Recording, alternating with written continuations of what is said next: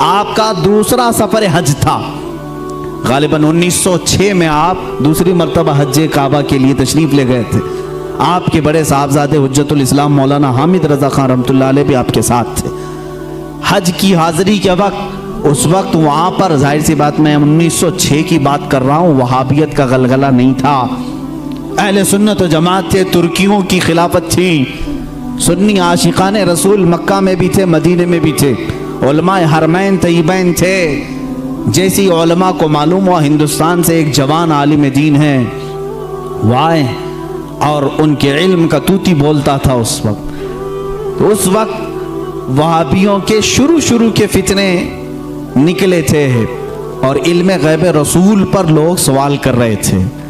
مولانا سید اسماعیل رحمۃ اللہ تعالی مکہ مکرمہ کے جلیل القدر عالم دین ہیں، سید اسماعیل مکی رحمۃ اللہ علیہ، وہاں پر موجود بڑے بڑے مشائخ ہیں۔ جب مولانا سید اسماعیل مکی رحمۃ اللہ تعالی علیہ کو خبر ہوئی تو ایک دن اعلیٰ حضرت رضی اللہ تعالیٰ عنہ مکہ مکرمہ میں طواف خانہ کعبہ کے بعد آپ مکتبۃ الحرم، مسجد حرم میں جو مکتبہ تھا، کتابیں رکھی جاتی تھی، لائبریری، وہاں جا رہے، یہ پیچھے سے آئے، انہوں نے دیکھا، اعلیٰ حضرت رضی اللہ تعالیٰ عنہ کو دیکھا، اور اس کے بعد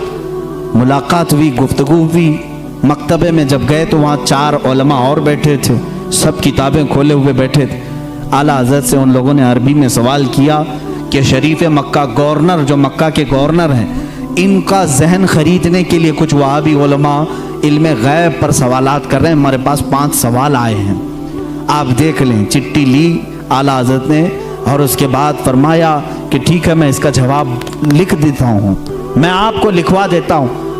ان علماء نے کہا ہم کو اتنا جلدی نہیں چاہیے، اتنا مفصل چاہیے،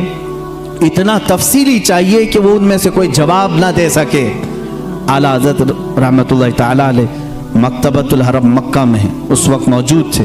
اور انہوں نے ٹائم صرف 2 دن کا رکھا تھا۔ اسی دن اعلیٰ حضرت کو بخار آیا، دوسرے دن سخت بخار، اور اس وقت صبح کے وقت شاید غالباً 8 بجے یا 7 بجے حرم مکہ میں آپ بیٹھے تھے،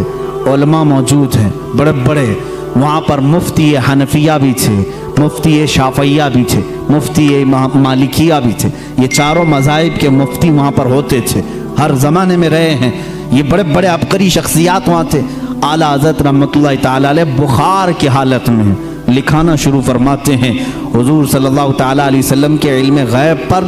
دلائل لکھانا شروع کرتے ہیں، قرآن کی آیتیں پہلے لکھائیں، احادیث رسول جمع کیا، اقوال سلف و صالحین جمع کیا، صحابہ و تابعین کے متعلق منسوب باتیں لکھائی، یہاں تک کہ وہ کتاب تقریباً 200 صفحات پر مشتمل ہو گئی، جس میں دلائل کا انبار ہے، 70 سے زیادہ دلیلیں آپ کی طرف خود سے دی گئی ہیں، قرآنی آیات اپنی جگہ پر، احادیث رسول اپنی جگہ پر، اقوال سلف و صالحین سب اپنی جگہ پر۔ 8 گھنٹے مسلسل لکھاتے رہے، 8 گھنٹے میں پوری کتاب تیار ہوئی، جس کا نام رکھا الدولۃ المکیہ بالمادۃ الغیبیہ۔ یہ مصر سے بھی شائع ہوئی ہے، جس کو ابھی نام کی تبدیلی کے ساتھ وہاں کے ایک بڑے مشہور عالم، وہاں کے ایک استاد نے شائع کیا ہے، رفع الریب اما نال المصطفیٰ من الغیب۔ یہ کتاب ایسی ہلچل مچا دی مکہ میں، 8 گھنٹے میں لکھی ہوئی کتاب ہے، جس میں تقریباً 200 دلائل موجود ہیں، 70 سے زیادہ اقوال موجود ہیں۔ یہ تمام دلائل لکھنے کے بعد اعلیٰ حضرت رحمۃ اللہ تعالیٰ علیہ اس میں تفسیر کے حوالے جاتے، ریفرنس سب ہیں، ایسا نہیں کہ منہ سے بولتے چلے گئے، تفسیر کے اور اصول حدیث کے ریفرنس ہیں، فلاں حدیث کی کتاب میں یہ عبارت ہے، فلاں تفسیر کی کتاب میں یہ لکھا ہوا ہے، فلاں علم فقہ کی کتاب میں یہ لکھا ہے، فلاں محدث نے یہ بیان کیا، سب کے ریفرنس کے ساتھ لکھایا، جبکہ سامنے آپ کے کوئی کتاب بھی نہیں تھی، ساری چیزیں لکھا کر کے پیش کیا۔ اخیر میں فرماتے ہیں فقیر بیمار ہے، بخار زدہ ہے، علالت میں ہے اور سفر کے حالت میں ہے، ساتھ اپنی کتابیں نہیں رکھتا، میری بساط کے مطابق جو کچھ ذہن میں حاضر ہوا وہ پیش کر دیا، باقی سب اللہ رب العزت جس سے چاہے دین کا کام لے۔ عزیزان گرامی، یہ کتاب جب گورنر مکہ شریف مکہ کے پاس سنائی گئی، पूरी रात भर बैठ करके वो शरीफ मक्का किताब सुनते रहे। दूसरी रात आई, पूरी किताब सुनी, यहाँ तक कि उलमाए मक्का, उलमाए मदीना हाजिर होते हैं और आला हजरत से दस्त बस्ता कहते हैं, आप अपनी इजाज़त हदीसा हमें अता फरमाएं, आप अपनी इजाज़त में हमें शामिल फरमाएं। उसी सफ़र हज में आला हजरत रहमतुल्लाह तआला अलैह ने उलमाए हरमैन को अपनी इजाज़त अता फरमाई। लोग हरम के उलमा से अपनी इजाज़त लेने आते थे और हरमैन के उलमा ने आला हजरत को से अपनी इजाज़त लेने में फ़ख्र महसूस फरमाया। वहाँ के मरजउल उलमा थे, एक बड़े पाए के बुजुर्ग हैं, उनकी बारगाह में जब आला हजरत पहुँचे, बड़ा अदब करते थे मक्का और मदीने के उलमा का। आला हजरत ने उनके जानू को चूमा,